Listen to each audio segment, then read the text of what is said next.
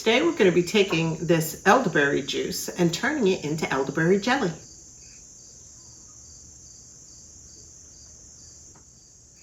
If you saw my recent video making an elderberry tincture, and I'll make sure I leave a link to that in the description, I had leftover elderberry juice when I was done, and I decided I wanted to make some elderberry jelly. So today we're going to do that. I'm starting off by adding my apron, because if anybody's ever done anything with elderberry juice, it's like working with grape juice, and it does have a tendency to stain. So just as a reminder to be careful with what you're wearing if you're going to be working with elderberry juice. Now, making elderberry jelly is fairly simple. I'm going to be using my elderberry juice, some lemon juice, some Sure-Jell, and some sugar. So let's get started putting some things in the pot. I'll give you the measurements and we'll get this made. So I'm going to start with my elderberry juice. Now, I made mine using my steam juicer, and if you haven't seen me use that, check out some of our other videos. But I took the elderberries we picked this year, steamed them in our steam juicer, and got myself the juice that I could use, whether I wanted to make elderberry syrup, elderberry jelly, or any other elderberry things like our tincture. Now, this juice that I have here in this bottle, I've got 3 cups. So the first thing we're going to do is put our 3 cups of elderberry juice into our pot.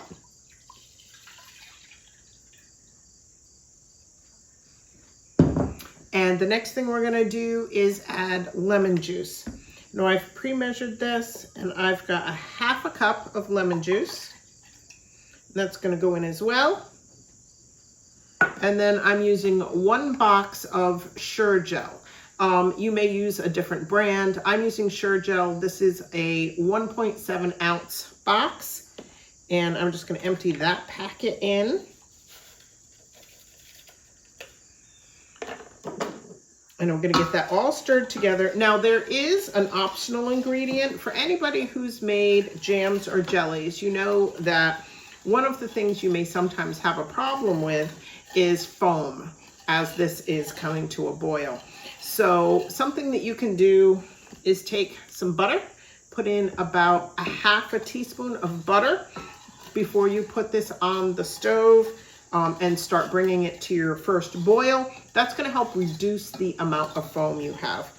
So I'm going to get this stirred. I'm going to add that 1/2 teaspoon of butter, and we're going to bring this over to the stove. So I'm bringing my pot over to the stove. I'm going to put this on medium high, and we're going to stir this. The butter's going to melt, and we're going to keep stirring this until it comes to a rolling boil, or a boil that doesn't stop even when you're stirring. So I'll bring you back as soon as we're at that point. I also have pre-measured 4.5 cups of sugar that I'll be adding in later. So let's bring this up to that initial boil, and I'll be right back. Our mix is now at a rolling boil. Even if I stir it, it just stays at a boil. So we're ready to add our sugar. Excuse the extra noise. I've got my canner heating my jars up and getting ready right next to me here. So now that it's at that rolling boil, I'm going to add my 4.5 cups of sugar into my mix. We're going to stir that in, and then we're going to bring it back to a rolling boil, and we're going to leave it at a rolling boil for about 1 minute, and then we're going to get it immediately off the heat. So you can see the sugar's melting pretty quick, and it doesn't take too long. I mean, getting this back up to another rolling boil shouldn't be a lengthy process, but especially now that the sugar is in, don't leave the pot. You want to stay right there. You want to keep stirring it. You don't want things to stick, and you don't want it to boil over. If you walk away at this point and this starts to boil and boils over on your stove, you will have a massive mess. So I'm just going to keep going through and making sure I'm breaking up any clumps of sugar. We're going to get this stirred in, and let's see. Just about all stirred in. And it's not back at a boil yet, but it won't take long. I'll be right back as soon as we hit that boil. 5 minutes later. We're back at our rolling boil. It took me about 5 minutes to get to this point. I set my timer for 1 minute. I'm going to continue to stir this at a rolling boil. And as soon as we hit that 1 minute point, we're going to take this off the stove, get it over the table, get our jars out of our canner, and start getting our jars filled. Now that I have this back on the table, this is the point where I'm just going to use a little strainer. I'm going to run it over the top, and I'm going to try to get any of the foam. We didn't end up with a lot of it, but I'm going to try to just skim any that is left off the top so I don't get that in my jars. And that'll take me just a second. The nice thing about doing it right away is the jelly is still hot enough so that the jelly just runs out the bottom and the foam can easily be picked up. So there may still be just a tiny bit in here, not too worried about it. But the rest of this, I'm just going to set this in the top of one of these jars.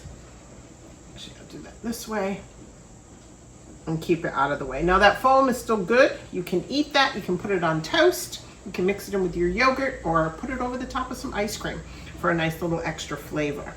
So the first thing that I'm gonna do is I have preheated my jars while I was warming up my canner. These have already been sterilized. I have my funnel and I'm gonna fill each of these jars up to leaving a 1/4 inch of head space. Now, if you're not familiar with the canning process, that means I'm leaving a 1/4 inch space from the top of the jar where the lid is gonna go down to where the top of the juice sits. And there's a really fun, nice little tool that you can use to measure that space. Add a little bit more in here, just a little bit more. And there's a little tool that shows you on the side 1 inch, 3/4, 1/2 inch, 1/4 inch, and you just put that on the side of your jar and you can measure down to see if you're at the right headspace. And I can fit just a little bit more in this jar. We're trying to do this without getting it all over the edge, but I just spilt some on the edge. So I'm gonna make sure that I wipe the rims of all these jars off with a paper towel that has vinegar on it. I'm just using white vinegar because we want that edge of the jar nice and clean before we put our lids and our rings on. So let me fill the rest of these jars up. We'll clean all the tops, we'll get our lids on, and I'll be back when we're putting on our rings. So I'm putting on the last lid and ring. And the ring is just going on finger tight. Ooh, those jars are hot. I ended up with not quite 6 jars. The last jar isn't full enough for me to can, so this one is just gonna go right in the fridge for us to use. Now I will be taking these jars, getting them back in my hot water bath canner. I'm gonna process these in boiling water for 5 minutes. Now the processing doesn't start until the water is back at a boil, if it stops boiling when you put your jars in. And make sure that your water is at least 1 inch over the top of your jars so that you know you're gonna get the right kind of seal. So let me get these into the canner and we'll start our timer as soon as it boils. We're back at a boil. So I'm gonna leave this covered. I'm gonna get my timer set for 5 minutes and we'll let that process and we'll be back in 5 minutes to get it out of the canner. The timer just went off. I shut off the heat. I'm gonna take off the cover. I'm going to move this off the heat and let it sit for about 5 minutes before I take out my jars. So it's the next morning. I ended up making another 3 batches to use up all the elderberry juice that I had. And I ended up with 24 half pints canned and another half pint that wasn't quite full enough to can, so that I'm gonna have in the fridge. But I'm gonna do a taste test, and you know I can't do that without Steve. So let me grab Steve and we'll do a taste test and get his opinion on how good this is. Well, I kidnapped Steve, had to twist his arm behind his back to get him to come do the taste test with me. But I have got jelly on 2 slices of bread, and we're gonna give this a taste. Okay.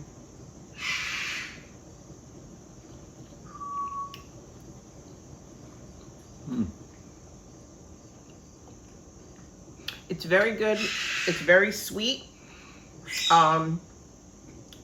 It's got definitely the same kind of flavor that an elderberry syrup would have.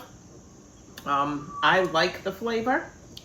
It's kind of a cross between grape, raspberry, and because it's canned, it has a hint of lemon to it, which sounds like an odd combination, but it's actually really good.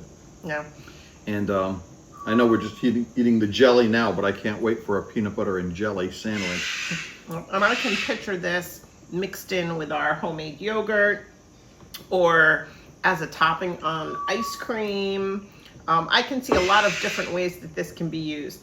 Now, a question that I'm sure some people are going to have is, does this still have any of the medicinal benefits left in it? Yes, it does.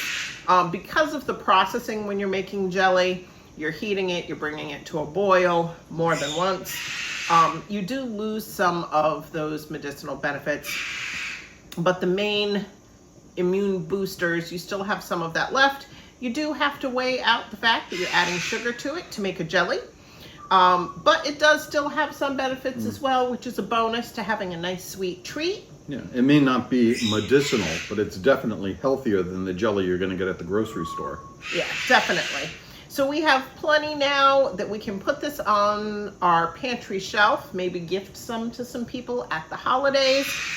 And that should hold us between what we have left over from last year that is just juice that we can make syrup with for this winter, what we made into a tincture in a previous video, and all our elderberry jelly that used up what we had for this year should hold us over until next year's harvest.